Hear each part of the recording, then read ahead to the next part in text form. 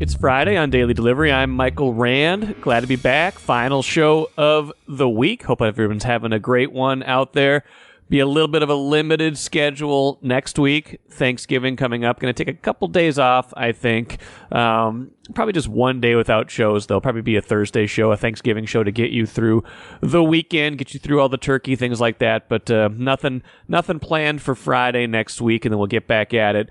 Full steam ahead the week after that. Good one today, though, to get you through the weekend. Sarah McLellan from the Star Tribune joins me here in just a little bit to talk about the Wild. They are in Sweden right now. Some of you might say good riddance. Now, that's a little harsh, but a tough start to the season for them. Maybe a good time to reset, go somewhere else, try to find their game. Maybe their game's in Sweden. I don't know. Might be. They've got a lot of guys from Sweden, 5 players from Sweden on the trip, including goalie Jesper Wallstedt, but also, Joel Erikssonek, Jonas Brodin, Marcus Johansson, and Philip Gustafsson. So a lot of Swedes on the team, kind of taking it all in. Sarah will kind of set the scene. She is there already. Talk to her from Sweden. And, kind of a 2-part mission here. They're doing some sightseeing, trying to capture the spirit, the flavor of being over there on kind of a special trip, but also, 2 big games, Saturday against Ottawa, Sunday against Toronto. The Wild need to get out of this early funk. The defense hasn't been good. Kirill Kaprizov hasn't been very good. Whatever's wrong with them, they're hoping to find out in Sweden and maybe bring some of that good stuff back to Minnesota when they're all done. So we'll see if they can do that. Sarah and I will talk more about that here in just a little bit. Some interesting news from Premier League soccer that I want to tie to Big Ten football. That'll be real easy, right? I'm going to try to do that at the end of the show, as well as a Vikings nugget that came out of Thursday night's game between the Ravens and Bengals that I will try to dissect a little bit and figure out if it's going to impact the Vikings. First, though, what I miss. Listen, I wasn't there. I wasn't watching for the good parts of the Gopher basketball team's game against Missouri on Thursday night. So I was paying attention on social media. We got the kids going, stuff like that. It's almost bedtime. I'm saying, hey, Gophers up big. I should check this out. They're up 20 at one point in the second half against Missouri. I don't think Missouri is a great team, but they're a good team. They were a tournament team a year ago. They've got some talent, and it's the only real Power 5 team on the Gophers non-conference schedule. So it was an opportunity for them to maybe showcase that this year's a little different, that they've got some things going this year in year 3 under Ben Johnson. And, for 30 minutes, it was rolling. Like I said, they were up 20 in the second half. Everything going right for the Gophers. So I'm like, I got to check this out. So by the time I turn it on, I'm just witnessing the collapse. I'm witnessing bad possessions, turnovers, ill-timed mental mistakes, not getting the ball over for a crucial 10-second violation, with unforced 10-second violation late in the second half, fouling a 3-point shooter, not getting who you want to take the shots you want, or if they were the who you want to take the shots, was that advisable? It all added up to losing that lead in the final, 12 minutes. Missouri takes its first lead of the game with 9 seconds left, beats the Gophers 70-68. All we're talking about now is the collapse instead of the good things that happened in the first 30 or so minutes of that game. That's too bad, because I think when you go back, and I'm sure they will, when they go back and dissect this game, they will find plenty of things to like, right? Not in the aftermath, but Dawson Garcia was quite good. A really strong first half from new point guard Elijah Hawkins, who struggled late and found himself on the bench, actually, in closing moments of this game. Pharrell Payne had some big moments. There was a lot of good things that they did. Braden Carrington had 13 rebounds. They've definitely got more talent, more opportunity, the ability to beat at least middle of the pack to slightly above middle of the pack Big Ten teams this year on the right night, and certainly try to get themselves out of that last place position in the Big Ten. But you've got to be able to finish games, and they're obviously not there yet, or at least they weren't on Thursday. Maybe the biggest kind of, I don't know, head-scratching decision late. Marcus Fuller talked about that in his game story in Friday's Star Tribune and on StarTribune.com. Cam Christie, they're very good. 4-star recruit, guard. Hadn't scored a basket all game. He was kind of a non-factor in this game. He might very well go on to have a very good Gophers career. He'll certainly have better games than the one that he had on Thursday where he did not score a single field goal. He takes the final 2 shots for the Gophers, misses them both, not saying he won't make them sometime in the future, but is that really the decision to make in a game where it's crunch time, where it's a game where everything is slipping away? Ben Johnson asked about that afterwards, kind of the last 2 possessions of the game. Here was Ben Johnson, Gophers head coach, on that decision. We just like the mismatch. He had the 5 on him. And that's probably on me. I should have been telling him not to settle and to drive it, when you're in the bonus. But I like that advantage when he's at him. And, we got to get him to go downhill. But you got to learn from that. And then the second one, there was a couple options out of that. Again, give them credit. Like, it's when they switch everything, especially those last 10 minutes, they really cranked it up. And when they start switching and denying and doing all that stuff, it's hard to run offense. It's hard to get the ball reversed. And that's when we got to look at the film and figure out how we can get better, how I can get these guys in better spots. Listen, you can like a matchup all you want. You can think that someone has the physical tools to exploit something. If a true freshman hasn't made a shot all night, that's not who I want taking the closing shots in a game like that. I want somebody else trying to get that game to overtime, and then maybe Cam Christie has a moment in overtime. Maybe then there's an opportunity to do something else in overtime.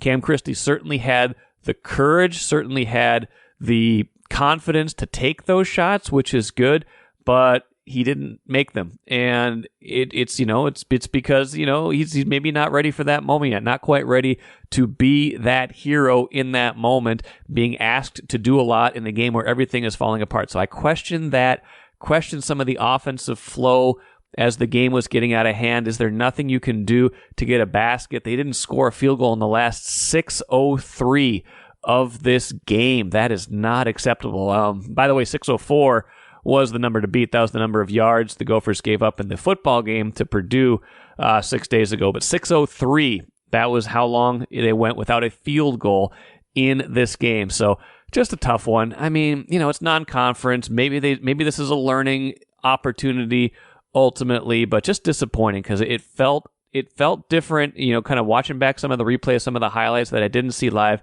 felt different in those first 30 minutes, but those last 10, those felt all too familiar. And how do you kind of go?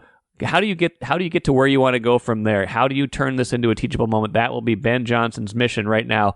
Probably an easier teachable moment in this case than if you would kind of narrowly escape, but you still have to find a way to get a game like that to the finish line, and they just didn't do that on Thursday.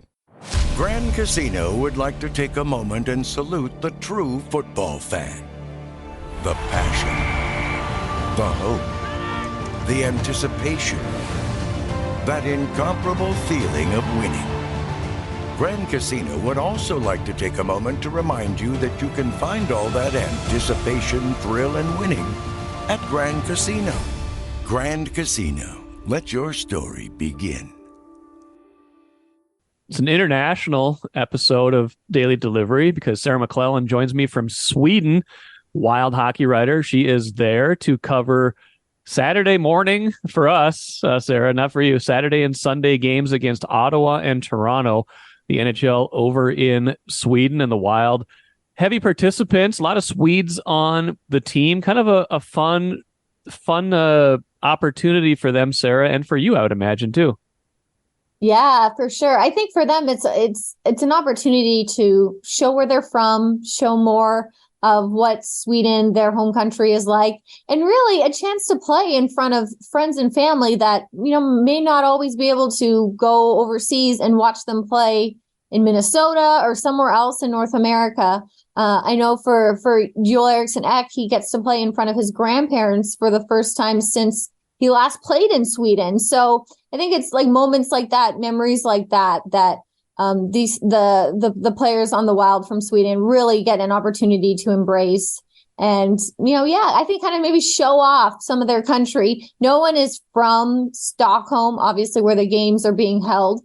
It's the capital city in Sweden. But they're familiar with it, obviously. I know for Jonas Brodin, it's a place that he will spend time in during his off seasons. So I think he's kind of been a big help and an asset for the team and kind of planning what this trip looks like, where to go, Sure. where to eat. Kind of like the tour guide, so to speak. So, I think especially with how the season been going, maybe it can feel kind of jarring to hit the pause button in a sense and go overseas and kind of maybe do some of the fun aspects of a trip like this, the promotion involved as well, and that type of media aspect. But two, maybe it's something that can spark them and kind of maybe break up some of the monotony of what the season had kind of become lately with the funk and losing 3 games in a row. So we'll see come the weekend, but I think there's that mix, right? Have some fun, but also this very much is important. 4 points up for grabs for the Wild. Yeah, we'll get into some of their struggles and kind of attempts to get out of that here in a little bit. But, just kind of sticking with the scene. I'm not sure how much you've seen there, just kind of like what the NHL is hoping to kind of get out of this. We've seen a lot of leagues do this. Obviously, this is not brand new, but like just going to a different place and playing NHL games, NBA games, whatever it might be. What do you imagine the NHL hopes comes of games like this? Well, Stockholm has hosted quite a few games before. So this is kind of like a familiar outpost for the NHL. And you can see why in terms of, walking around the city, seeing the signage, but seeing fans and, seeing fans come from Minnesota or even, other parts of Sweden or other parts of Europe. I talked to fans today about that who have made this trip and quite a few in Wild gear and from Minnesota here to cheer on the Wild. But I mean, it's an opportunity really for people in Europe, not just Sweden, but Europe, to see hockey at this, best level in the world in person and up close. And, I think that's really such a unique experience. I was talking to one father today who was with his son at the NHL fan festival that they have in Stockholm, and they live in Sweden. And, he mentioned how his son will watch Connor Bedard highlights and check out the goals. But, it's such a different experience to see the speed, he said, in person. And they were going to sit 4 rows behind the glass at the game, one of the Red Wings games here. So it's just a chance that people don't always get, and it really seems to be embraced here. So many people walking around in gear, and not just around like the NHL festivities, around the Royal Palace and the old part of town. It kind of seems no matter where you go in Stockholm right now, you see, the NHL and hockey and the Wild represented. Yeah. And that's cool because I think, like the fact that these are regular season games, not like preseason exhibitions or things like that. Like, like the Wolves took a trip to Abu Dhabi earlier this year, but that was preseason. We've had like, Premier League teams come and do like these tours of the U.S. and give people a chance to see like higher level soccer. But those are typically like friendlies, things like that. Like this is like these teams are going to be going 100% full bore. They're going to see fans. They're going to see the best of the best, the product that they want to put out there right now. Totally. And again, to do it in Sweden where, I'm going to have a story coming later this week about this, but this is such a country that is developing so many players, to the NHL. You see the players getting drafted out of here at such large numbers in today's NHL. I mean, look at just last year's draft. Last summer's draft, Leo Carlsson went 2nd overall. He's already making quite a statement in the NHL as a rookie with Anaheim. And earlier this week, Henrik Lundqvist getting inducted into the Hall of Fame. So, I mean, there's just so many examples of, how players are going from Sweden, the grassroots level here, to the NHL, to the best league in the world, which is all the way across the world, totally different. But this country obviously has had a very, very big knack for developing talent, cultivating a very specific style that seems to be unique to Swedish hockey, but still a style and an impact that is translating to the NHL. And you can see on the Wild, the 4 players that they have from here on the team are in big roles. Jesper Wallstedt is the other player here as the third goaltender. He's obviously been drafted very high by the team to be a goalie that can take over in the future as well. So players with a lot of potential for sure.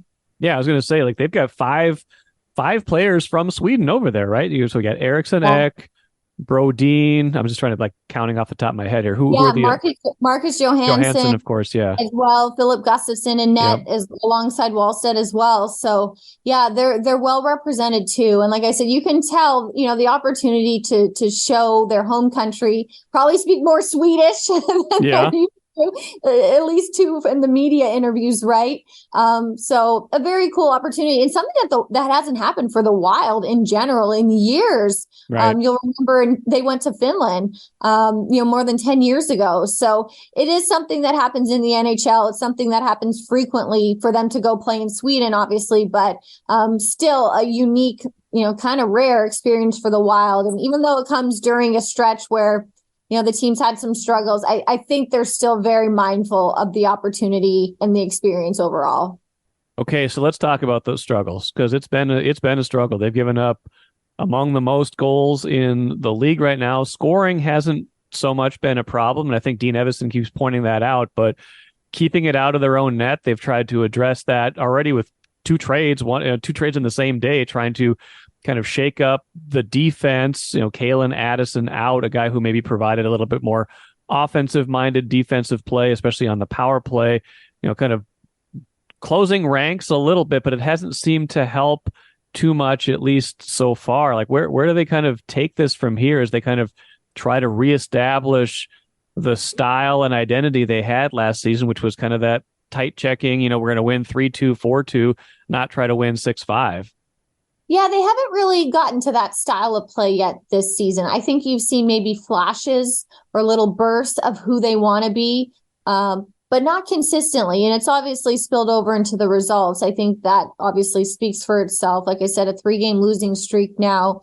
It's still mostly the same personnel from last season. So right. I think that part of the confusion is why isn't this team essentially picking up where it left off in the regular season in terms of really having established that defense first mentality? If you remember, the beginning of last season didn't start out smoothly either for that team. That team gave up quite a few goals in that first maybe week and a half, 2 weeks of the season, and then did a complete turnaround. And then it really was that 3-2, 2-1 type style. And they became very opportunistic offensively, but they were known for their defense and how clean they were in their own end. And a lot of that was goaltending, obviously. So maybe that's part of it this season, just seeing if whether it's Gustafsson or Marc-Andre Fleury really kind of settling in and taking over. But I think obviously, a lot too boils down to special teams, and that's not a new problem for this team. No. PK woes have been there for, a little while now, and it just still hasn't been, corrected to the extent that it, isn't hamstringing this team on a seemingly nightly basis, right? Obviously, going back to the playoffs last season, special teams really played a big factor in that series against Dallas. That power play just completely outperformed the Wild's power play. And you really kind of saw all of that, captured again in the rematch on Sunday in that 8-3 loss. Dallas scored 5 power play goals, which is the most given up by the Wild in franchise history. So I think probably at top of mind right now is fixing that. I think that's the tone with the practices this week, is really improving special teams. There was talk of them making a schematic change. But obviously, personnel at this point is personnel. They did make a change, obviously bringing in Zach Bogosian. He's a veteran, more of that gritty defending style that they're obviously trying to get back to, that they've been known for. So maybe a little more time for him to settle in. Jared Spurgeon's only played a couple games since his return from injury. Right. He hasn't played all season. He's key to that blue line, obviously, and being its leader, being the type of style that they need to play. So maybe we'll see in the next week or two if they can really settle in and clean it up. But I think right now that's what's flashing in neon lights as this team's issue is the defending and particularly the penalty kill right now. And it's got to be frustrating for them because it's not like you said, it's not like they haven't tried to fix these things in the past. It's not like they haven't identified the problem. So it does kind of speak to, is it similar personnel not getting the same results in terms of, are they just getting older? Is some of this kind of are the concepts wearing thin? Is it just the goaltending hasn't been great? It was definitely better. It was definitely better last year, and I think they've got to figure that out. Like how much of it is the guys in front of them, and how much it is the guys in the net has got to be a question that they're asking themselves right now, I would think. The consistency, I think, was more apparent last season with what they were getting in net. And I think with the PK, in terms of the structure in front, a lot of these goals, they're pucks going in that the Wild are in position to contest for. It's not like, they're completely out of position. It really is, players getting a stick on puck around the Wild, next to the Wild, by the Wild. So I think then, they seem to be in the right place, but it's just, whether it is a puck luck bounce or whether it's just, that competitiveness or that edginess to just push and battle and clear those pucks. I mean, I know, everything's going so fast. It's such a quick game, but that's what's really noticeable lately. It's those shots in tight, it's rebounds. It's that traffic really in front of the net that they're having a tough time navigating. So I think I'll be really interested to see this weekend, especially with these games in Stockholm, how they've adjusted. If it is more of their setup, their box out, how they want to defend these shots, or is it a change in just how they defend in terms of the battle and how engaged they are? And if that's something that really can, be the spark, be the turning point, because I think right now it looks too like it can snowball, right? Like one goal again can lead to 2 and 3, and those mistakes can just pile up. And as you can see, I mean, it can really alter games like we saw on Sunday. I do have a notion, and we're not there yet with this season, but I do have a notion that they maybe overachieved a little bit last year and kind of that first year of the buyouts hitting hard, and that maybe this year is a little bit of that kind of progression, regression, whatever you want to think of it, to kind of where they are. So if this continues and you've still got another year of these buyouts and this kind of is who they are, and I don't think Bill Guerin would want to admit that or say that, but like, do you imagine there's kind of like a plan B or a pivot where they say, maybe we got to, rethink this, or, pivot to youth or things like that? They're not there yet, obviously, but like, I'm just kind of thinking of like scenarios where like, wow, what if they get 40, 50 games into the season and it still kind of looks like this? I feel like they've really been clear in that, this is what it is for these 2 seasons. They're not going to use it as an excuse. It's just their reality. But I think obviously it's very clear what awaits them at the end of this, 2-year window and the flexibility that they will have. So I think there's still that thought that, okay, what is this team in 2 years when the buyouts, aren't eating so much of their budget? But in the meantime, I think that's kind of a fascinating crossroads that they're at in terms of, it's a question I posed recently to Dean Evison, like, when is it an issue? Yeah. And when is it an identity? When is this a fixable problem, something they correct, or when is this who you are? It's identity. I think they're kind of at that juncture of, it's, a month plus into the season, there's games that are adding up. Teams are starting to separate. You can kind of really see right now who's setting the tone in the Western Conference, who looks like, they are the teams that are, not running away, but like they're going to be tough. They're going to be the challengers, the contenders. And where does the Wild fit into that? And so, I think it'd be a different vibe if it was, okay, the offense is streaky for a week, or the defense has one bad, performance and then resets. But it's been the same kind of consistent issues so far. And they've been made aware of it. We haven't even talked about how poorly their starts have been. They've been sunk in these first periods, and they've been chasing games. And part of that is then, taking the penalties and getting on the PK, and teams are capitalizing. But it really is kind of the same factors that we've seen at play. Poor starts, leaky defending, and very shaky special teams, particularly the PK. And they haven't been able to consistently improve in any of those areas. And so, I think that's a kind of a fair question to ask of, is this a preview of what's to come? Can they rebound? Or is this what, is maybe not the expectation, but maybe is this the potential or capability of this team as is, with all the context that we know that will change in a few years? But is this setting the tone for where the Wild organization is at right now? Or, can they rebound? I mean, we've seen it. A month is a month, we'll see in another month. Right. But the fact that they've been consistent issues, I think that's the most glaring takeaway right now. It's not one-offs. It's not a new problem every few days. It's really, the same struggles that they've had, and should make it easy to correct, right? You would think, yeah. Yes and no. I mean, yes and no. If it's a consistent problem, it kind of sometimes means that it's just flat out a problem, but right. We'll see. Final thought for you. I feel like anytime we've talked about Kirill Kaprizov on this show for the last 2 or 3 years, you and I, it's been, man, like, what's the ceiling? How much better can he get? Because he's awesome. He's rolling. Hasn't been rolling this year. The points are still okay, like a point per game roughly, but only one non-power play goal in 15 games or whatever it is right now.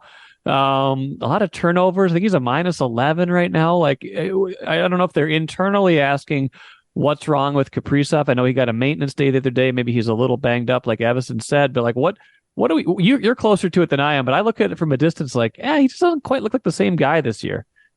He hasn't yet, I think, deployed that kind of statement performance individually, where he's just kind of taken over a game and just led the Wild to victory. I think that's what I've noticed really clearly. They had that one game as a line with him, and Matt Zuccarello and Ryan Hartman in that victory against Edmonton, where they were terrific and they really turned that game around for the Wild. But him individually, I think the last few seasons, there's been a couple examples where it just looks like he shifts into another gear and the Wild run away for a win, or he's the difference maker in a close win by his individual performance. And I've noticed, that just hasn't happened this season. I wonder too, if it gets to the point where, it's just not trying too hard, but the team's, in this funk, you probably feel this pressure to lead it out. And if it's just not there yet. And I wonder how much pressure that weighs, especially on a superstar, especially on someone who knows, his stature within the team. It is interesting because I feel like, in the last few seasons, when you've talked about how successful this team is, he's been such a big part of that. Yeah. And so it makes you wonder if, is he really the key to what drives this team? You would think so. He's a franchise player. He's a superstar. So how much of what's ailing the Wild right now could be fixed if he all of a sudden, whether it's clicking with, Matt Zuccarello again, developing that chemistry, or on his own just takes off and has one of those kind of mind-boggling performances? Could that be the jolt that this team needs? It's interesting to see how hand in hand his performance and the team's performance go. And in the past, like you said, he's played well, the team's done well. And now you kind of see, where they're at now and their respective performances. And you kind of, wonder if he can be the one who can turn it around and what it'll take for him to get that consistency back in his game.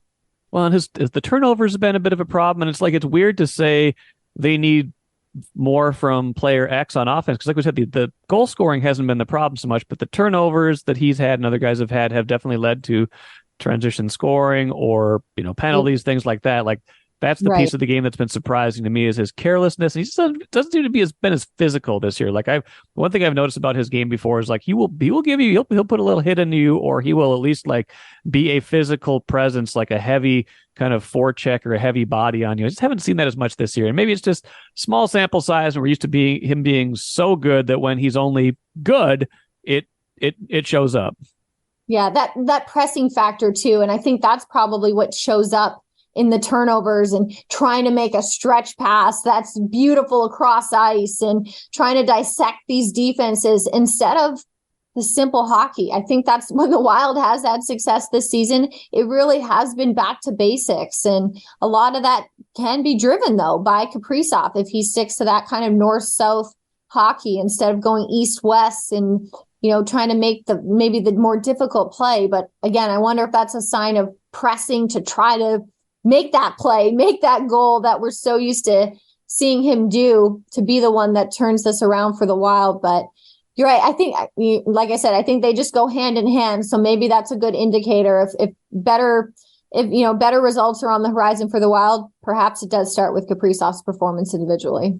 Well, we'll see if it happens in Sweden. Sarah will be there to cover it. She'll be bundled up. Sounds like it's kind of chilly there, but it's a small price to pay for some really good, exciting coverage and 2 games, Saturday and Sunday. Sarah McLellan, appreciate it as always. Take care. Take care. Bye-bye. Good stuff from Sarah. Follow her coverage over in Sweden. It's a morning game, obviously, because of the time change. Saturday morning, 10 a.m. I don't think I've ever watched a hockey game at Saturday morning at 10 a.m., but that's when the Wild plays Ottawa. That should be fun. See if they can find something over there. See if they can get the defense going, the penalty kill going. See if they can get Kirill Kaprizov going, because that's been a concern of mine all season long. You just watch him. The body language looks different. The spark just isn't there. They need to light that, because as they go, as Kirill Kaprizov goes, so go the Wild, as Sarah said. It's absolutely true. He is their best player. When he's going on full cylinders, firing on all cylinders, they are a much different team. I know the defense has been bad. I know the penalty kill's been bad, but he is their emotional and goal-scoring leader. They need him more than he's given them this season. Let's finish with the cooler. Couple things that caught my eye. Everton from the English Premier League docked 10 points in the standings this season for financial transgressions a couple years ago. I've never seen a penalty like this, and maybe this is common in Premier League soccer, and I'm just not aware of it, but just docked 10 points. They drop from 14th in the standings to the relegation zone. They're in the middle of the Premier League season. I've never seen something like this before. It's fascinating to me to see that be a penalty that they give a team just right in the middle of a year. There's still time for them to make it up. They're only 12 games into the season, but man, I've never seen a team just docked points in the standings in the middle of a season. Usually over here in the U.S., you see, things vacated after the fact, or things relitigated later, draft picks taken away. They just went and took 10 points away from him, 3 wins and a draw. They just went and took it right away from him, and maybe that's a good reminder that things can get harsh, things can get different in different leagues. Stands in contrast to Michigan, 3-game suspension for Jim Harbaugh. He has accepted it. That was noble of him in exchange for the Big Ten dropping the rest of its investigation. 3-game suspension. He's already served one of them. I don't know. That's not enough of a penalty for me for how blatantly Michigan seems to have been cheating with all of these sideline sign-stealing things like that, videotaping other teams on the sidelines. To me, maybe just take a game or 2 off of Michigan's schedule, see how they like that. Take a win or 2 away from them this year if you feel strongly enough about that. Don't do a bowl game vacancy, things like that. Just take it away from them right now. Go full Everton, go full English Premier League on them. See how they like it. And another thing from the world of football, Bengals lost to the Ravens 34-20 on Thursday night. Joe Burrow leaves the game with what is being called a sprained wrist.